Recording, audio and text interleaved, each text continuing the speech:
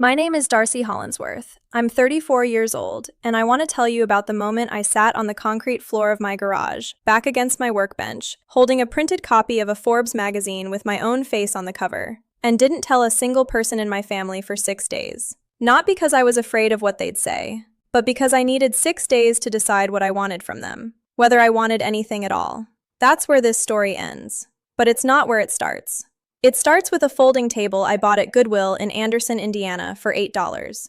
It starts with a single overhead bulb in a garage that a 74-year-old widow named Mrs. Paulson rented me for $200 a month because I knocked on her door and asked in person, and she said she liked that about me. It starts with a shoebox under my childhood bed with $47 in it. Money I earned selling hand-illustrated greeting cards door to door when I was 11 years old, and then never spent because my father handed it back to me and said, "That's not a living, Darcy. That's a hobby." And it starts at a Thanksgiving dinner table where my brother made a joke and my father laughed, and my mother said, "Who wants more rolls?" And I drove back to that garage afterward and sent the 3 cold emails that would eventually become everything. Before I take you back there, if you are already feeling something right now, if something in those first few sentences landed somewhere specific in your chest, I want you to know this whole story is here waiting for you. Subscribe so you don't miss any of it, hit like if you want to be here, and share this with someone who has ever been laughed at for something they were building. And drop a comment. Tell me where you're watching from and what time it is there. I love knowing who's on the other side of this. Now let me take you back to the beginning. I grew up the middle child of 5 in Muncie, Indiana, in a house that was never quiet and never quite comfortable. Not uncomfortable in a dramatic way. There was food, there was heat, there were birthday cakes and Christmas presents and a father who showed up to every school thing he could get off work for. But there was a particular kind of emotional economy in our house, and it worked like this. Stability was the highest value. Certainty was safety. And anything that looked like risk was treated as a kind of selfishness. My father, Gerald, was a union electrician. He had worked for the same contractor since he was 22 years old, and he was proud of that in the way that people are proud of things that cost them something. He'd watched his brother Danny try to start a business and lose everything, his savings, his marriage, his footing, and then rebuild only after he took a union job. That experience became Gerald's entire philosophy of life, and he applied it to every one of his children without pausing to ask which one of us it fit. My oldest brother Marcus got it as encouragement. He was the reliable one, the firstborn, the one who did what was expected and got called steady for it. My 2 younger sisters got it loosely, the way youngest children get everything, less watched, less judged, more free. And I got it as a ceiling. I was the one who drew too much and read too much and asked too many questions at the dinner table. I was the one who came home from school wanting to tell someone about a project I was excited about and could feel the conversation shifting before I finished my sentence.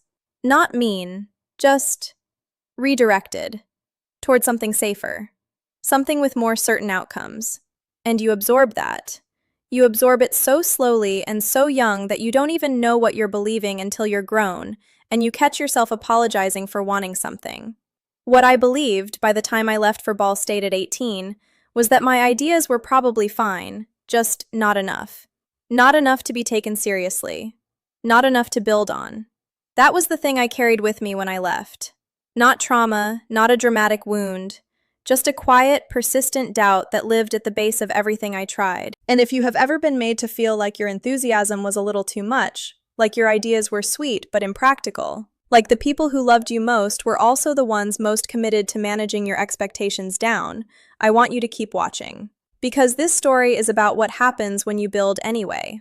If that's hitting somewhere specific, go ahead and hit like right now. Subscribe so you don't miss what comes next. And share this with someone who needs it. Now let me keep going. I paid for Ball State myself. Partial scholarship, Pell Grant, 2 jobs, 1 in the campus print shop during the day, 1 waitressing Thursday through Saturday nights. I studied graphic design with a minor in marketing, and I built my portfolio entirely alone, in the print shop after hours when the supervisor had gone home. By the time I graduated, I had $14,000 in student debt, a portfolio I was genuinely proud of, and 0 connections in any industry that would hire me. I freelanced. That's the polite word for it. The accurate word is, I took every project anyone would give me and I stayed up too late and I charged too little, and I learned an enormous amount in an extremely unglamorous way. By 26, I had a small but real client list and a very clear sense that I was not going to be satisfied working inside someone else's creative vision forever. The first time I told my family I was thinking about starting my own studio, I was 27 at Easter dinner. My father put down his fork. He looked at me in the particular way he has, not unkind, just settled, like a door that has already been decided about. And he said, "Darcy, you've got a good thing going. Why would you risk that?" I said I thought the risk was worth it. He picked up his fork. "That's your mother's side of the family talking." My mother looked at the tablecloth. The one person who looked at me, just looked at me, directly, the way you look at someone when you want them to know you are actually seeing them, was my younger sister Becca. She was 20 at the time. She didn't say anything at the table, but when I was getting ready to leave, she followed me out to my car and stood in the driveway and said, "I think you should do it. I think you've always known what you're doing." I didn't cry in the driveway. I waited until I was on State Road 332 heading back toward Indianapolis. Then I cried for about 4 minutes. Then I stopped. Then I drove to the Goodwill in Anderson and bought an $8 folding table. The garage was Mrs. Paulson's, the widow next door to my childhood home, a woman who had lived alone since her husband Harold passed in 2009 and who had a detached garage she was not using for anything. I knocked on her door on a Tuesday afternoon and explained what I wanted it for. She asked me what kind of design. I showed her my portfolio on my laptop right there at her kitchen table, and she put on her reading glasses and looked at every single page. Then she said, "$200 a month and you shovel my walk in the winter." I shoveled that walk for 2 years. I moved in one October morning. The garage had a single overhead bulb that flickered when the temperature dropped, a crack in the south wall that let in a thin line of cold air all winter, and the $8 folding table. I brought my laptop, 2 external hard drives, my sketchbooks going back to age 7, a second-hand monitor, a surge protector, and the shoebox from under my childhood bed with $47 in it. I put the shoebox on the corner of the folding table where I could see it. That was a Tuesday. On Thursday, I sent 3 cold email pitches to small businesses I had noticed and whose branding I privately thought was mediocre. On Saturday, one wrote back. The invoice was $850. I did not tell anyone, not because I was afraid to, but because I had decided something, sitting in that garage with the flickering bulb and the thin line of cold coming through the south wall. I was going to build something real before I asked anyone to look at it. I was going to have something they couldn't redirect or manage down. I was going to walk back into that Easter dinner someday with something undeniable in my hands. I didn't know it would take 7 years. I didn't know it would be a Forbes cover. I didn't know my father would laugh first and call me a year later with 3 halting sentences that would undo me more quietly than any argument ever could. I just knew the shoebox. I just knew the $47. I just knew that the little girl who sold cards door to door and was told it wasn't a living had never actually stopped. She just got a folding table and a garage and more time. The first Thanksgiving after I moved into Mrs. Paulson's garage, I drove home to Muncie with a candle I'd bought at a craft store in Indianapolis. One of those amber glass jar candles that smell like cedar and something warm, because I wanted to bring something to the table that I'd chosen myself. A small thing. I know that sounds like nothing, but when you are 27 and you have just signed a lease on a garage and sent your first real invoice, and you are still not sure if any of it is going to hold, small, deliberate choices feel like evidence, like proof you are still steering. I set the candle on the counter when I got to my parents' house, and my mother said, "Oh, how pretty," and moved it to the windowsill above the sink where nobody would smell it during dinner. We sat down. The food was good. The conversation was the conversation it always was. Marcus talking about his stores, my younger sisters talking about their kids and their schedules, my father asking questions that were really assessments dressed up as interest. And then Marcus looked across the table at me and said, "So you're really doing the garage thing?" He said it lightly. The way you might say, "You're still doing that juice cleanse?" Like it was a phase with an expected expiration date. And my father looked up from his plate, and he laughed. It was a short sound, flat, like air leaving a tire. And then he said, "A graphic design business, in a garage." Not a question, just the words laid out flat, like he was reading a label on something he didn't recognize and didn't need. Then he went back to his food. My mother said, Who wants more rolls? I took a roll. I buttered it carefully.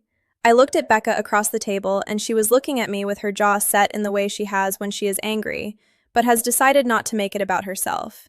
I gave her the smallest shake of my head. Not tonight. She looked back at her plate. I drove back to the garage that night, and I did not cry.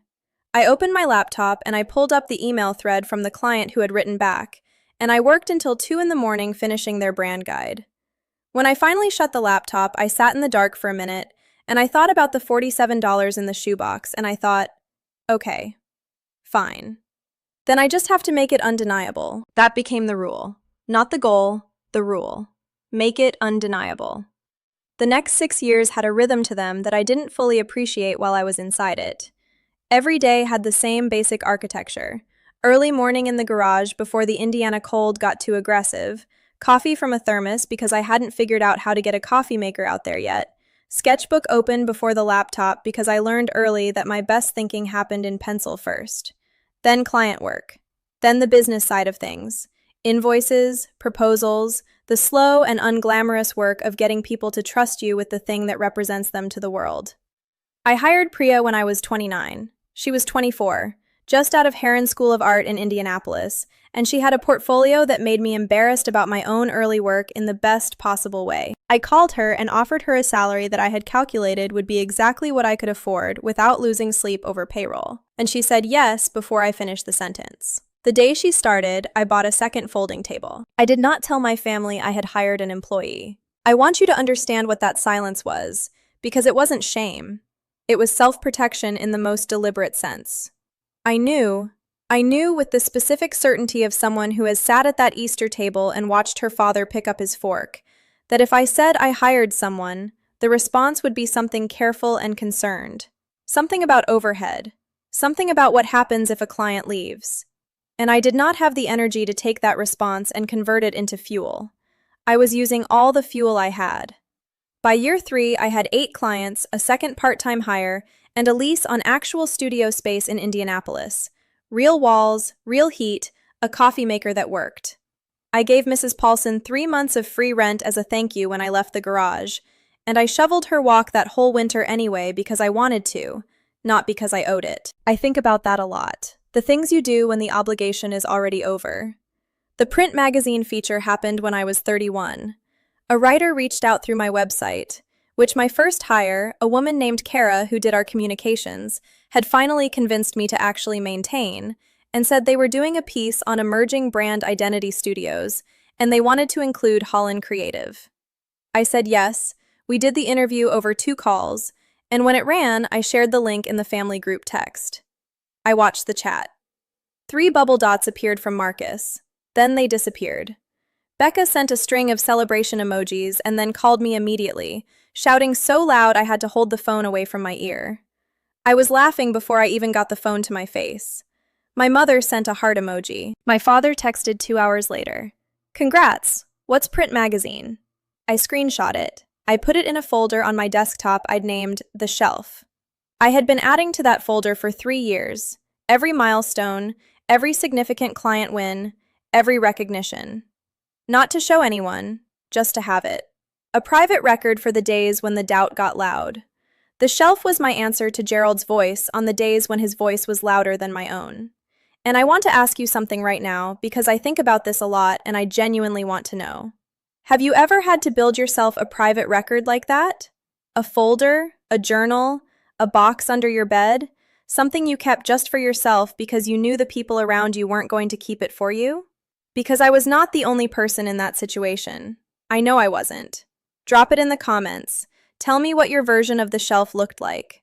I read every single one, and I mean that. The Shelf had 47 items in it by the time Forbes called. The Forbes call came through my publicist, a woman named Adrian whom I had hired exactly 1 year before, which still felt slightly surreal to me.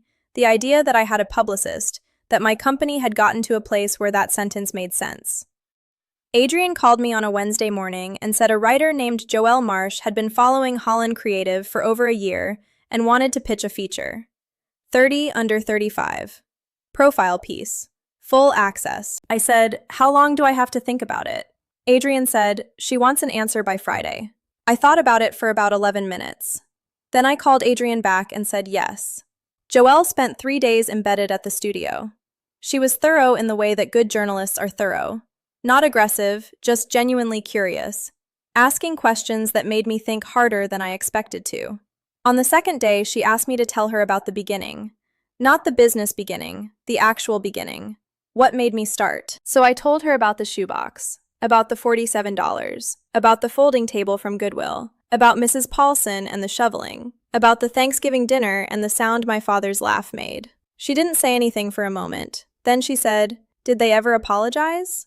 And I said, "I stopped needing the apology somewhere around year 3. What I needed was to build something that was true. And I did that. The rest is just information." I asked her not to use my family's names. She agreed without hesitation. The story was mine to tell, and I was choosing to tell it as geography, not grievance. This is where I started. This is what the terrain looked like. This is where I am now. The photo shoot was 2 weeks after the interview. The photographers showed up at my studio, and I was wearing my old Ball State sweatshirt because I hadn't known they were coming that specific morning, and I'd been working since 6. I apologized for the sweatshirt. The photographer looked at me and said, "No, keep it exactly like that." The cover shot was taken in the studio. I was holding a sketchbook. I was not performing anything because there was nothing left to perform. 4 months passed between that photo shoot and publication. 4 months of knowing it was coming and not saying a word to my family. Not because I was planning a reveal, not because I wanted a reaction, but because the version of me that existed before anyone else knew, the version sitting in her studio at 6 a.m. with her sketchbook, knowing what was coming without needing to announce it. I wanted to be that person for as long as I could. It was Becca who almost broke it. She called me 6 days before the feature went live, and her voice had that quality it gets when she is trying to sound casual and completely failing. She said, "So I was at Mom and Dad's for the 4th of July. I said, "What happened?" A pause. "Dad was talking to the poker guys. About your company." I waited. "He called it a little design business, Darcy. Not a studio. Not a company. A little design business. And he said it like he was being modest about something that was his.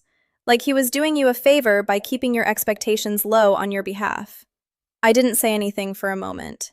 "I didn't know if I should tell you," she said. "You should always tell me," I said. After I hung up, I sat on the floor of my studio for a long time. Not the garage, my actual studio now, with the real walls and the coffee maker and the 23 people who trusted me enough to show up every morning. I sat on the floor with my back against the wall, and I let myself be angry in a way I almost never do. Not productive anger. Not anger I was going to convert into a late night of work.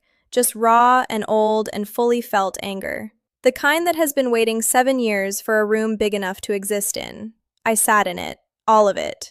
Every dismissed Easter dinner and every flattened group text and every "Who wants more rolls?" and every "What's print magazine?" and every laugh that sounded like air leaving a tire. I sat in it for a long time. Then I stood up, called Adrian. "Let it run," I said. The FedEx envelope arrived on a Tuesday evening at 7:14 p.m. I know the exact time because I checked my phone when I heard the truck, and I remember thinking it was later than I expected. Adrian had told me the proof copy was coming, but hadn't given me a specific day. So when I saw the overnight envelope on my front step with the Forbes return address printed in the corner, I stood there for a moment before I picked it up. I almost made myself wait. That's a habit I have, making myself wait for good things, a kind of self-imposed delay I developed somewhere in my 20s and have never fully examined. Like if I slow down the receiving of something, I can be sure I actually earned it. But that night I tore the seal before I even got back inside. The cover was printed on the same stock as the actual magazine. Heavy, slightly glossy, the colors more saturated than I expected. My own face looked back at me, and I had the strange experience of not recognizing myself for a half second. Not because the photo was wrong, but because the context was so far from anything I had rehearsed that my brain needed a moment to catch up. The navy sweatshirt, the sketchbook in my hands, the headline. The Garage Architect, How Darcy Hollinsworth Built a $6.2 million Design Empire from a Folding Table and a Borrowed Laptop. I walked inside. I set my bag down. I sat on the concrete floor of my home studio, the converted garage attached to my house, which is not Mrs. Paulson's garage, but carries the memory of it in every square foot. and I put my back against the workbench, and I held the magazine in both hands, and I looked at it for a long time. I was not euphoric. I want to be honest about that because I think people expect euphoria in moments like this, and I have learned that the moments you have been building toward for years almost never feel the way the building felt. What I felt was something quieter and stranger, a kind of settling. Like a thing that had been slightly tilted for a very long time had finally found its level. I thought about the shoebox. I thought about Becca in the driveway, 17 years old, saying, "I think you've always known what you're doing." I thought about Mrs. Paulson putting on her reading glasses at her kitchen table and looking at every single page of my portfolio before she said yes. I sat on that floor for 40 minutes. Then I got up, opened my sketchbook, and drew the original garage from memory.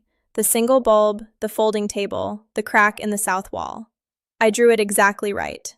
I always remember it exactly right. The next 6 days had a specific texture to them. I went to work. I ran my team's Monday morning stand-up the way I always do, walking the room, coffee in hand, asking each person what they needed from me that week. I had dinner with Becca on Wednesday. She drove up from Columbus, and we sat at my kitchen table for 4 hours eating takeout Thai and talking about everything except the magazine, because I had asked her to give me those 6 days, and she had given them to me without question. That is the thing about Becca. She gives you exactly what you ask for and never makes you explain why you need it. On Thursday night, 2 days before the feature went live, I sat at my kitchen table alone, and I thought carefully about my father. Not with anger. I had already done the anger, on the studio floor, 6 weeks earlier when Becca called me about the poker game. What I was doing now was something more like archaeology. I was trying to find the shape of him underneath the certainty. Gerald Hollinsworth, 63 years old, who had worked for the same contractor for 29 years, who paid off his house, who watched his brother Danny lose everything and rebuilt his entire philosophy of life around that one rupture. Who loved his children in the only language he had ever been taught, which was a language of managed expectations and protected futures, and a very specific idea of what safety looked like. He was not a cruel man. That is the thing I kept coming back to. He was a frightened one. And he had spent so long dressing his fear as wisdom that I don't think he could tell the difference anymore. I thought about what it would feel like to be Gerald, opening a Forbes magazine and seeing your daughter's face on the cover, whether it would feel like pride, whether it would feel like something closer to disorientation, like the story he had been telling about the world for 40 years had a chapter in it he hadn't written and couldn't account for. I didn't know. I still don't, not entirely, but I thought about it. I thought about it carefully, the way I think about a design problem, turning it, looking at it from every angle, trying to understand what it is before I decide what to do with it. Then I went to bed. I slept better than I expected. The feature went live on a Thursday morning at 6 a.m. Eastern. I was already awake. I had been awake since 5, sitting in my studio with my sketchbook open, not drawing anything, just sitting with the pen in my hand, the way you sit with a cup of coffee that has gone slightly cold, just to have something to hold. At 6:02, I refreshed the Forbes website, and there it was. My face, my garage, my $47. By 6:47, I had 214 notifications. By 8 a.m., it was over 1,000. My work email, which Kara monitors, had 46 new messages before 9. Adrian called at 6:15 and said, "Darcy, it's moving." I said, "I know." She said, "Are you okay?" I said, "I think so." She said, "Call me if you need anything." And I said I would. And we both knew I probably wouldn't call, but that it mattered that she offered. Becca's voice memo came in at 6:09. 40 seconds of her crying in her car in the parking lot of her office building in Columbus. No words, just the sound of her trying to breathe around something too big to speak. I listened to it 4 times in a row, sitting on the floor of my studio with my knees pulled up, and the 4th time I listened, I was crying too. Not from sadness, not from triumph, but from something that doesn't have a clean name. Something about being known. About having one person in your life who has been in your corner for so long and so completely that her joy for you is indistinguishable from your own. That was the moment. If you have ever had a person like that, someone whose belief in you has been so consistent and so unconditional that it almost broke your heart to receive it, you know what I mean. And if you don't have that person yet, I want you to know that this story is partly about finding out you deserve one. Hit that like button right now if you felt that. Subscribe so you don't miss what comes next. What I'm about to tell you about the phone call from my father, I need you to stay for it. Marcus texted at 8:22, one word. Damn, a period after it. I looked at that period for a long time, because punctuation is a design choice and that period told me everything. It was not, damn, excited, performative, making it about the energy of the moment. It was, damn, settled, slightly flattened by surprise, the sound of a man who had been certain about something discovering he had miscalculated. I wrote back, thanks, Marcus. I meant it without irony. It was the most honest thing he had said to me in years, and I respected the economy of it. My mother texted at 9:04. Darcy, honey, I showed Father Donnelly and he said he always knew you were special. I'm going to frame this. I hope that's okay. I read it twice. I thought about Easter dinner and the tablecloth and the rolls. I thought about the 3 bubble dots that appeared and disappeared in the family group text after the print magazine link.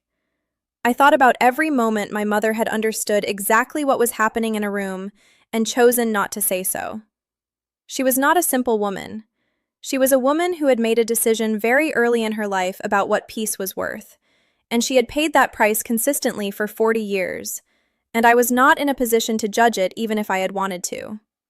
I wrote back, "Of course it's okay, Mom." Then I put the phone face down on the workbench. Gerald did not text. I knew he wouldn't. Texting was not Gerald's language. His phone was a tool for logistics, for "I'm leaving now" and "pick up milk," and the occasional forwarded thing from Marcus about sports. So I was not surprised when the text thread stayed quiet from his number. What I did not fully anticipate was the phone call. It came at 2:17 p.m. I was at my desk, working through emails with Kara, when my phone lit up with his name. I picked it up and looked at it. Kara glanced over and I shook my head slightly. "Give me a minute." And she took her laptop and moved to the other side of the studio without a word. 3 rings. I sat with it ringing for 3 full rings. Then I picked up. "Hey, Dad." A pause. I could hear him breathing. I have known the sound of my father thinking since I was 11 years old, and it is a very specific sound. Slow, deliberate, like he is examining each word before he commits to it. "I saw the thing," he said. "Not the article, not the Forbes feature, not your cover. The thing." "Yeah," I said. Another pause, longer this time. "I didn't know it was going to be like that." I waited. I have learned, over 34 years, that with Gerald Hollinsworth, you have to wait. If you fill the silence, he will let you, and then the real thing never comes. "I'm not good at—" He stopped. Started again. I didn't want you to get hurt, and here is the thing I was not prepared for. The thing that undid me more quietly than any confrontation ever could have. I believed him. Not that he was right. Not that the years of that thing and what's print magazine and a graphic design business in a garage didn't cost me something real and specific and lasting. But I believed that the fear underneath all of it was genuine. That somewhere inside Gerald Hollinsworth was a man who had watched his brother lose everything and had made a private promise. Not my kids, not if I can help it. And had kept that promise in the only way he knew how, which was by making the world smaller and safer and more certain than it actually is. He could not travel from that place to an apology. I understood that. The emotional vocabulary simply was not there, not from cruelty, not from stubbornness, but from a lifetime of never having been asked to use it. This 3-sentence phone call, halting and imprecise and slightly winded with effort, was the closest he was ever going to get. "I know, Dad," I said. I didn't say, "Then you should have said something different." I didn't say, "I built this without you and I think about that every single day." I didn't say, "Do you have any idea what it felt like to sit at that table and hear you laugh?" I didn't say any of it. Not because I was swallowing it, but because I had been saying all of it for 7 years in the only language that was fully mine, in design and ink and the relentless motion of building something true, and the record was already made. It was sitting on every newsstand in America. It was in 47 items on the shelf. It was in Becca's 40-second voice memo and the damn, with a period from Marcus and my mother framing something for the first time since my college graduation. The record was made. I did not need the conversation to be the record, too. "I know, Dad," I said again. "I know." After I hung up, I sat very still for a moment. Then I opened my sketchbook. I didn't draw anything right away. I just held the pen and sat with what had just happened, with the specific, unrepeatable feeling of receiving something imperfect from someone who had no better version of it to give. It was not victory. It was not relief, exactly. It was something I can only describe as the end of waiting. Like I had been holding a door open for a very long time, not consciously, not dramatically, just open, in case, and now I could let it rest. I picked up the pen. I wrote at the top of the page in my tight, careful handwriting. He didn't know it was going to be like that. Then underneath it, smaller. I did. The weeks after the Forbes feature went live had a quality I didn't expect. I had anticipated noise, and there was noise, plenty of it, the professional kind that Adrienne managed with her usual efficiency. Interview requests, speaking invitations, a flood of new business inquiries that Kara triaged into a spreadsheet she sent me every morning. That noise I knew how to work with. What I hadn't anticipated was the quiet that existed underneath it.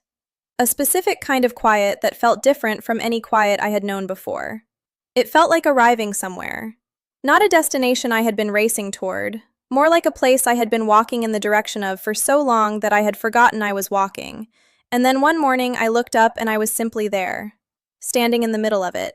My studio around me, my team at their desks, my name on the door in the clean, sans serif lettering I had designed myself. The coffee maker working. The sketchbooks on the shelf in chronological order, going back to the one I carried to Mrs. Paulson's garage. Everything exactly where it was supposed to be. I did not announce any of this to anyone. That's not how I am built. The consequences that followed for my family were not anything I caused or planned or particularly wanted. That matters to me. I want to be clear about that. I did not engineer an outcome. I did not make calls or send messages or position anything deliberately.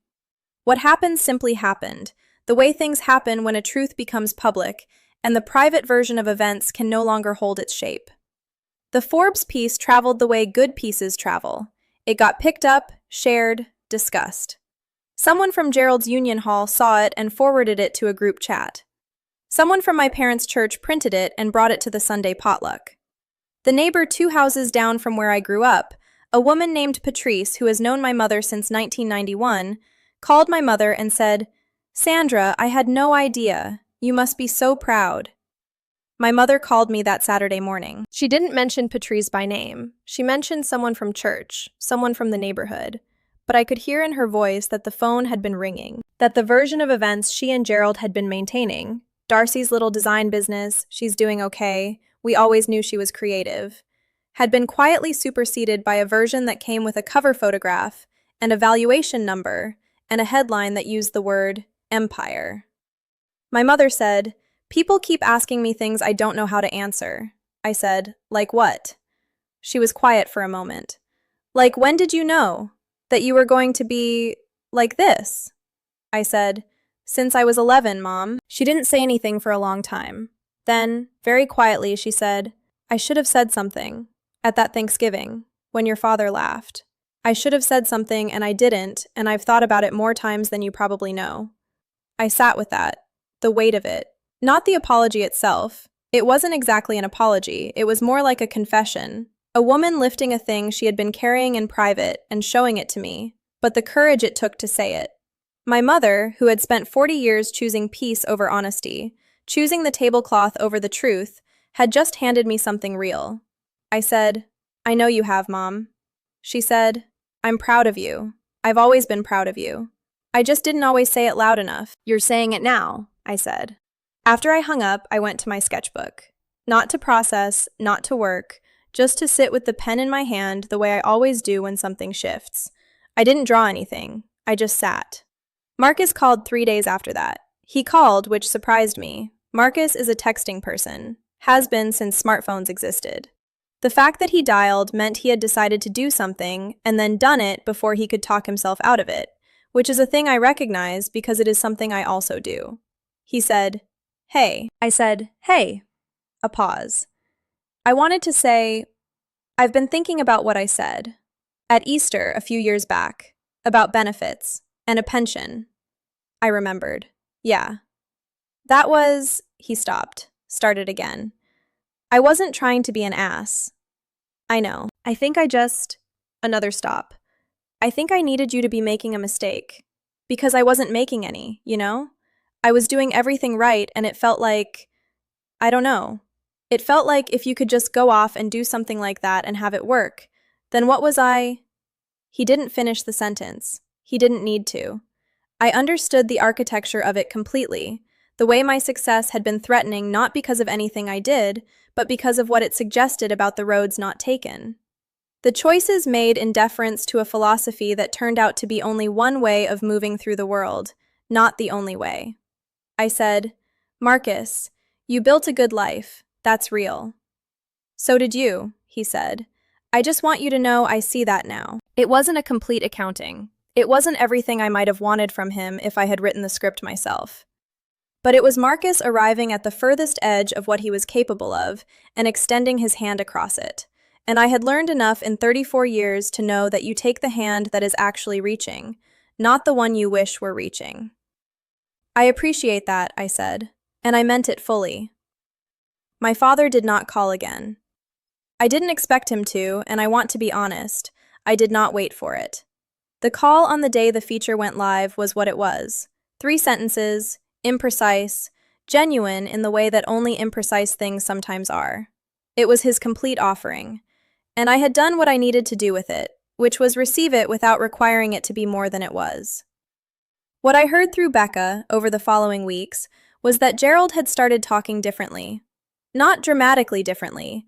Gerald did not do dramatic. But Becca went home for a weekend in late August and sat at the kitchen table while my father was on the phone with one of the poker guys, and she heard him say, "Yeah, that's my daughter. She built the whole thing herself. Not a little design business. Not that thing in the garage. She built the whole thing herself." Becca texted me immediately after. Dad just said she built the whole thing herself, on the phone. I need you to know that. I read it standing in my kitchen, and I stood there for a long moment doing nothing. Then I opened my laptop and added a new item to the shelf, a screenshot of Becca's text. Item number 48. There is something I have been thinking about since all of this settled. A thing I kept circling back to in my sketchbook, drawing around the edges of, trying to find the shape of. It has to do with what we owe the people who doubted us. I have heard the answer given a lot of ways. Some people say you owe them nothing. Some people say you owe them grace.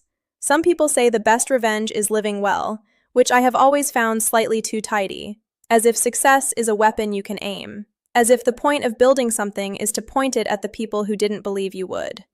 I don't think I owe my family nothing. I also don't think I owe them a performance of forgiveness they can feel good about receiving.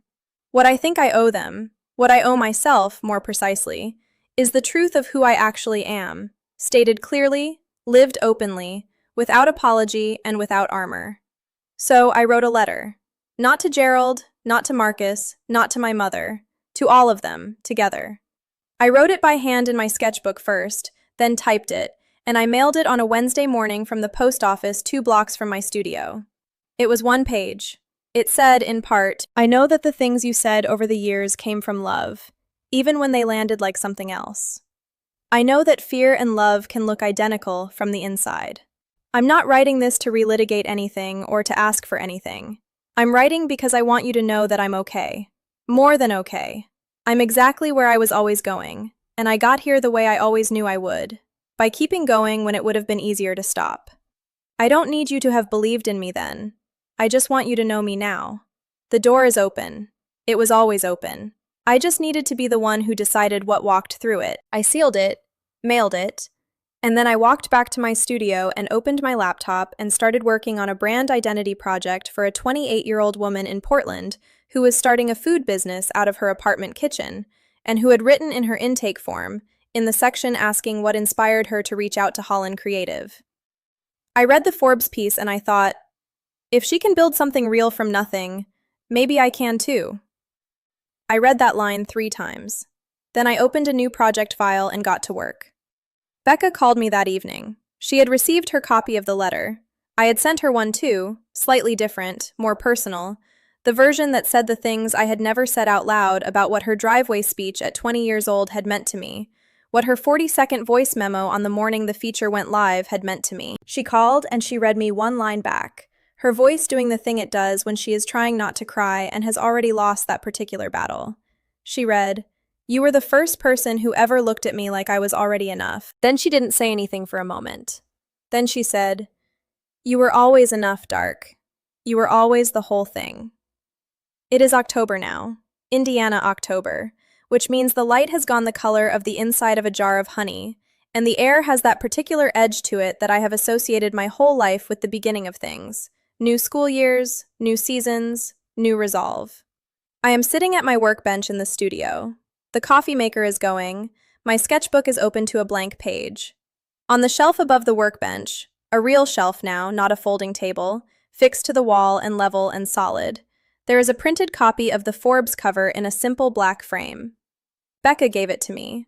She drove up from Columbus specifically to bring it, and she hung it herself with the small hammer I keep in the supply closet, and then she stood back and looked at it and said, "There, now it's official." Next to the framed cover, there is a shoebox. It is the same shoebox, the one from under my childhood bed. Inside it, there is $47 in bills and coins that I have never spent and never will. I brought it with me when I left Muncie at 18, and it has been on every desk and every table and every shelf I have ever worked at. It is not there as a trophy. It is not there to remind me of where I came from, in the way people mean when they say that, as a kind of before photograph, a contrast to display against the after. It is there because the little girl who filled it understood something true. That what you make with your hands and your attention and your refusal to stop is real, even before anyone else can see it. Especially before anyone else can see it. My name is Darcy Hollinsworth. I am 34 years old. I started a company in a garage with a folding table and a borrowed surge protector and $47 in a shoebox, and my family laughed, and I built it anyway, and I am sitting in it right now, in the October light, with a blank page in front of me and more work to do. I always knew it was going to be like this. I just had to wait for everyone else to catch up.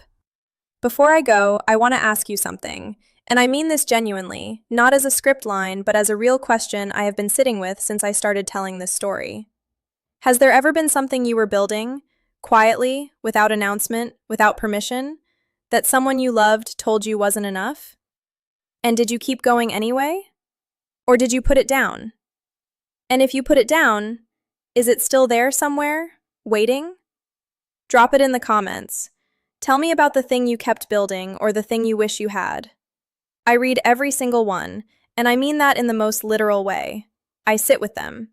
Because the people on the other side of this screen are the reason this story is worth telling. If this stayed with you, if something in Darcy's story, in that shoebox, in that phone call, in Becca crying in a parking lot at 6 a.m., if any of it landed somewhere real, hit like, subscribe so you're here for the next one, and share this with someone who is building something that the people around them don't understand yet. Tell them to keep going. Tell them the record is already being made.